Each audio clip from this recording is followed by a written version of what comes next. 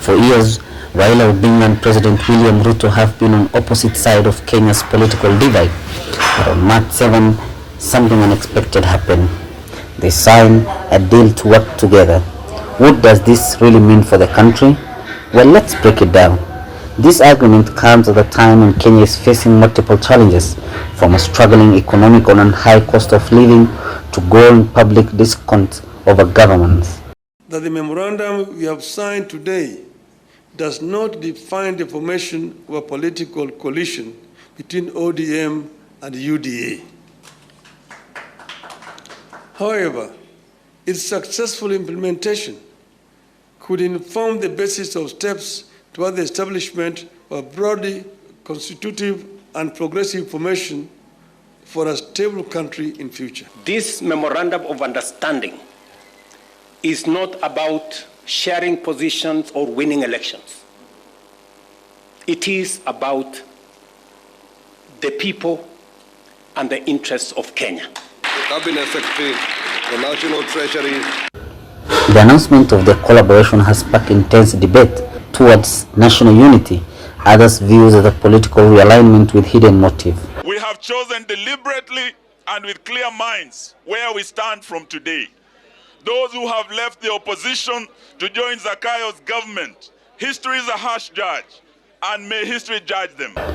Unlike the 2018 handshake between Raila and former President Uhuru Kenyatta, which led to a power-sharing agreement, both leaders insist that new pact is merely a consultation agreement. The goal, they say, is to foster dialogue on key national issues while maintaining independence over the opposition. We are old enough to know temporary comfort will take you nowhere. What we want is comfort for all Kenya. Only certain people can lead demonstrations. They also thought that only certain people can lead the opposition. We wanted to know the opposition from today against Kenya Kwanza administration and their stealing lot will face serious opposition from the people. But is that really the case? Critics urge that this move awakens the opposition, which plays a crucial role in holding governance accountable, with Raila, Kenya's most prominent opposition figure, engaging directly with President Ruto's administration.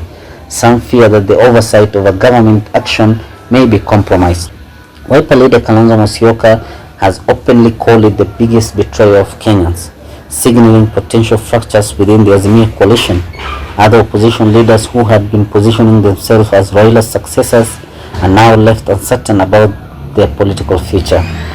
Although they have changed the character of Uhuru Park, they cannot change the history of Uhuru Park. This is the place where Kenyans choose to liberate themselves. Hapa tumekuwa na hayati Jaramogi Oginga Odinga. Uwanja huu tumekuwa na Jomo Kenyatta. Uwanja huu tumekuwa na marehemu Martin Shikuku.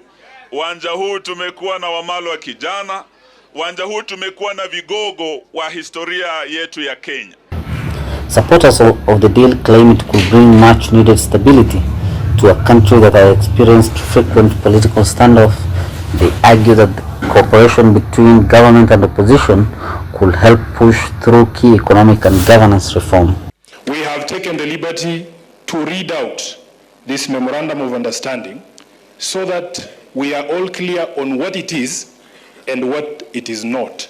Young people must also be mainstreamed in all political spaces to bring their voices to the table and their participation to the center of all activities. This agreement comes just days after Raila lost his bid for African Union Commission chairperson position. Some analysts speculate that his talks with Ruto may have been ongoing for a while, with the AU laws merely accelerating the process.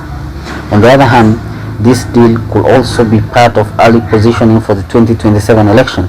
By working with Ruto, Raila must be looking to maintain a political relevance, while Ruto could be trying to neutralize a strong opposition force for the next poll. With Raila and Ruto now in working relation, the political landscape is shifting in unpredictable ways. The key questions remain: will this deal lead to real bipartisan reform, or is it just another political maneuver? 2. What happens to the remaining opposition leaders?